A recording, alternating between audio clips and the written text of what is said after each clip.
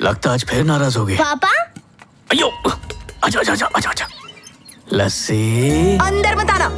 अयो पहले बोलती, अब तो मैं आ गया। लड़ाई करके आ रहे हो ना? लड़ाई? नहीं नहीं लस्सी, वो लोग अपने मंदिर की जगह फैक्ट्री बनाने को आए थे। मैं बोला नहीं बनाने देंगे, तो वो बोले जमीन लिया बिना यहाँ से जाएंगे नहीं। तो मैं प्यार से बोला प्लीज जाओ, तो वो चले गए। प्यार में कितना ताकत है ये तो तू जानती है ना मेरी लस्सी। पैसा हजम। खेल खत्म। प्यारे पति, पता है मेरे खबरी चारों तरफ फैले हैं। कितने लोगों की कैसे धुलाई की, ऑल डिटेल्स आई नो। लस्सी, ये सीनियर सिटीजन लोगों को ज्यादा समझ में आ रहा है। इनका और कौन खींचना पड़ेगा।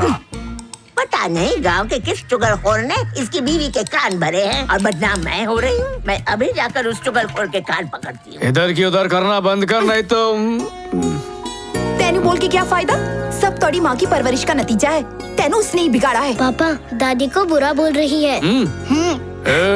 मैं तमिल में बोलूं क्या? और जो थोड़ा बाप है ना, एक नंबर का लफंगा है, उल्लू दा पट्टा। पापा अब तो मम्मी ने दादा को भी बुरा बोला। लस्सी, मेरे अप्पा को कुछ बोला तो तेरे पियो को बोलूंगा। खुद को कंट्रोल नहीं कर सकता, इतना बच्चा पैदा किया। मेरे पापा के बारे में ऐसा क्यों कह रहे हो? हाँ? मेरी लस्सी, ये फेंक, ये पकड़, राइट से लेफ्ट से। इतनी बोली शक्ल बनाओगे तो मैं तेनू डांटूंगी कैसे? मैं गुस्सा कर रही हूँ और तुम हंस रहे हो। तुम्हारा गुस्सा में जो प्यार छुपा है ना, वो बिल्कुल मसाला डोसा के ऊपर पंजाबी तड़का की छोरी हरकत ना कर। इतना नखरा करता तो पहला काय को फिदा हुई थी मेरे पे। ऐसी कोई बात नहीं है, तेरी पहलवानी अच्छी लगी थी। ऐसा क्या? अब मेरे को पूछ, तेरे में क्या अच्छा लगा? बच्ची के सामने की गल कर रहे हो? सॉरी, मैं इशारों में बात करता है। मस्त मस्त मस्त। चुप कर। आयो फिगर की बात कर रहा रे मैं। तू क्या सोची?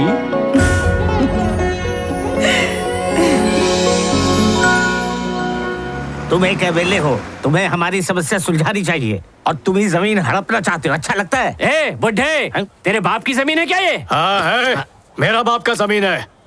वो अपना सीधा साधा जिंदगी में खुश था, इसलिए अप्पा ने जमीन गांव को दान में दिया। माफ करना, हम ये जानते नहीं थे। क्या बक रहा है? रुकना, हमें तालाब वाली जमीन देकर मामला सुलटा दे। उसका तुम लोग क्या करता? इरादा क्या है रे? हम तो सोच रहे हैं यहाँ एक फैक्ट्री बना दे, गांव के सारे लोगों को रोजगार भी मिल जाएगा। क्यों, ठीक है ना? हाँ, फायदा तो सबका ही है। सरे तुम लोग सबको मंजूर है?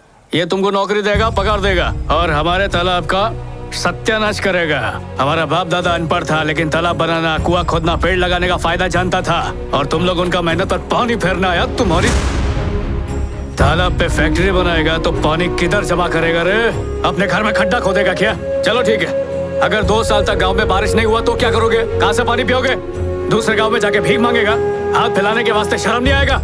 मेरा बात याद रखो, जो गांव में पानी नहीं होता उसका इज्जत नहीं होता। बकवास मत करो। ये यहाँ के एमएलए हैं, हम सबके नेता, जरा तमीज से बात करो। ये एमएलए, ये पपलू जानता है, एक बच्चे को पैदा होने में 9 महीने लगते हैं, डिग्री हासिल करने में 15 साल लगते हैं, आईएएस और कलेक्टर बनने में सालों लग जाते हैं, पर एक महान नेता बनने के लिए एक जन्म भी कम पड़ सकता है।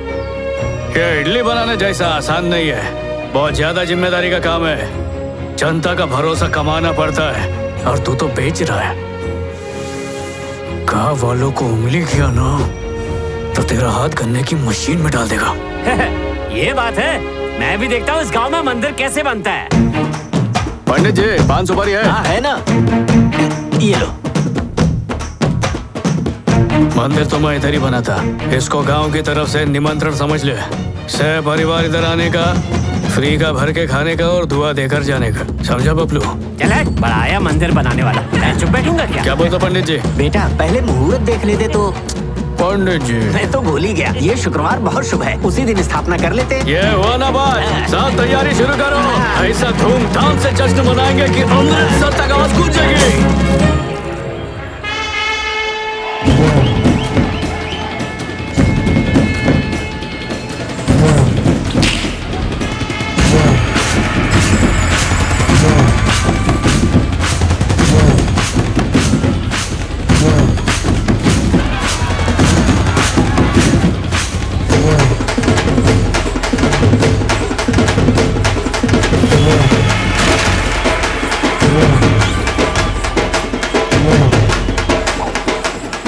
भैया मेरी लस्सी कहीं नजर क्यों नहीं आ रही रे? भैया वो खबरी खड़ी है ना, वो कब काम आएगी? चलो उससे पूछते हैं। चुगलखोर बुढ़िया, मेरी लस्सी देगी क्या?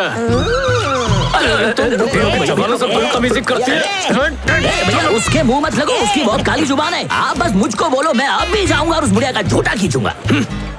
बुढ़िया, तेरे को मालूम है आज इधर शेर वाला आया है, उसके पिंजरे में तेरे को डालूंगा। किधर गया? पता नहीं इसकी फूल जैसी बीवी को ऐसा कांटेदार भालू जैसा पति कहाँ से मिल गया। के लिए किया जा रहा है। वो जहाँ कहीं भी हो, आम की दुकान के पास पहुँचे। उनकी बीवी उनको बुला रही है। अरे उसको बोल भोंपू में मत चिल्लाए। तो तुरंत उनकी बीवी के पास पहुँचे। इन्ना ची लस्सी। आम खरीदने मैनू। अयो क्या बोली? आम मैंगो। उधर मेरे को इतना काम करने का और तुम मेरे को यहाँ पर आम खरीदने के लिए बुलाई? बाहुली पंजाबन। तेरी वजह से ये आम खाने का मन कर रहा है, चुपचाप दिला मैनू। ऐसा बोलती जैसे पेट से हाय क्या? लस्सी। नंबर 2 आने वाला है, फिर 18 और बचेंगे, तभी मैं अपनी माँ को हरा पाऊंगी। शर्त लगा ले, हम ही जीतेंगे। वो तो मेरे को पता है। अयो लस्सी, कहाँ जा रही है? बच्चों को खाना खिलाने जा रही हूँ। रात के लिए प्यार बचा के रख। अयो सुरसुरी दौड़ गई। ओ मेरा पाटू आने वाला है।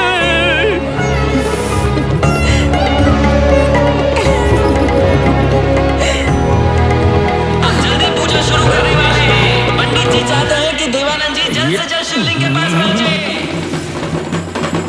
मैं वहाँ देख कर आती हूँ। जल्दी आओ।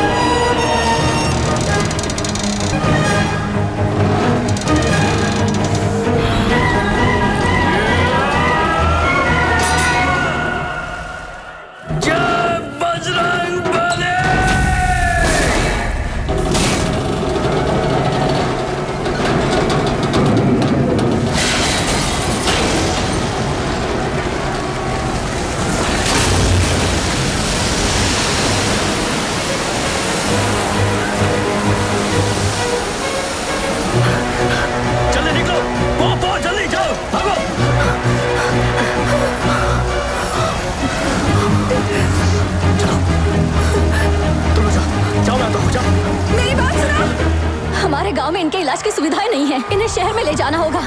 शहर जाने का, शहर जाने का, जल्दी जल्दी निकालो।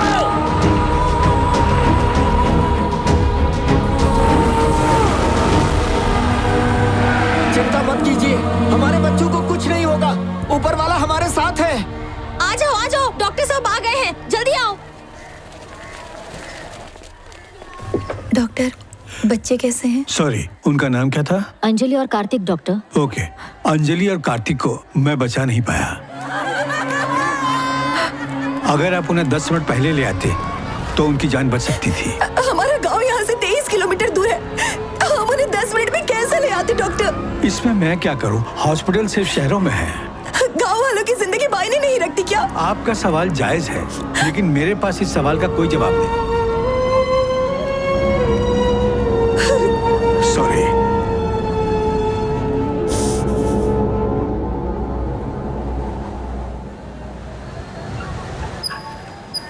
हमसे कोई गलती हुई होगी, तभी भगवान ने हमसे हमारे बच्चे छीन लिए। जो बच गए उनके लिए खुशी मनाओ, अब रोने से कोई फायदा नहीं होगा। भैया, अंजलि कितने साल की होगी? 8 साल की होगी ना? और कार्तिक 12 साल के आसपास का होगा। क्या गलती थी उन दोनों की, बताइए तो? उनकी सबसे बड़ी गलती यही थी कि वो दोनों इस गांव में पैदा हुए थे। सिर्फ वोट मांगने के वक्त सरकार इस गांव में कदम रखती है, उसके बाद वो यहाँ दिखाई तक नहीं देते। हमें अपनी भलाई खुद सोचनी होगी। स्कूल के लिए बच्चों को 10 किलोमीटर चलना पड़ता है। अगर यहाँ आग लग जाए ना तो फायर ब्रिगेड को पहुँचने में 5 घंटे लगेंगे। हमारे गांव से दवाखाना भी यहाँ से आधे घंटे की दूरी पर है। ये हालत है हमारे गांव की। शहर वालों को जो चाहिए वो उन्हें झट से मिल जाता है, लेकिन हमारी किस्मत में तो ये सब लिखा ही नहीं है ना, क्योंकि वो लोग बड़े शहर वाले हैं और हम लोग गांव वाले हैं। सही कहा बेटी, भोलेनाथ ही हमारी रक्षा करेंगे। मंदिर का काम फिर से शुरू करो। सही कह रहे हो। मंदिर से हमारा भलाई कैसा होगा? क्या भगवान उन दोनों बच्चों को ला सकता? बात करता याद नहीं है डॉक्टर की बात? अगर 10 मिनट पहले पहुंचते तो बच्चों की जान बच सकती थी। इस गांव को मंदिर की नहीं हॉस्पिटल की जरूरत है। अरे बेटा, गुस्से में फैसला मत करो। हॉस्पिटल बनाना कोई आसान काम नहीं है। अरे सरकार तक नहीं बना पाई तो हम कैसे बना लेंगे? उसके लिए पैसे कहाँ से लाएंगे? यहाँ तो मंदिर ही ठीक है बेटा।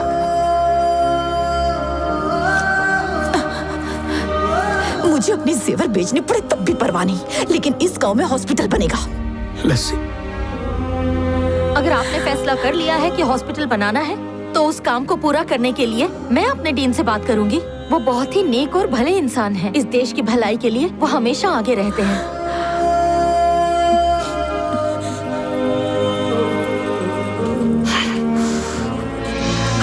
आज के बाद हमारे गांव के लोगों को वक्त पर इलाज मिलेगा। हॉस्पिटल यहीं बनेगा।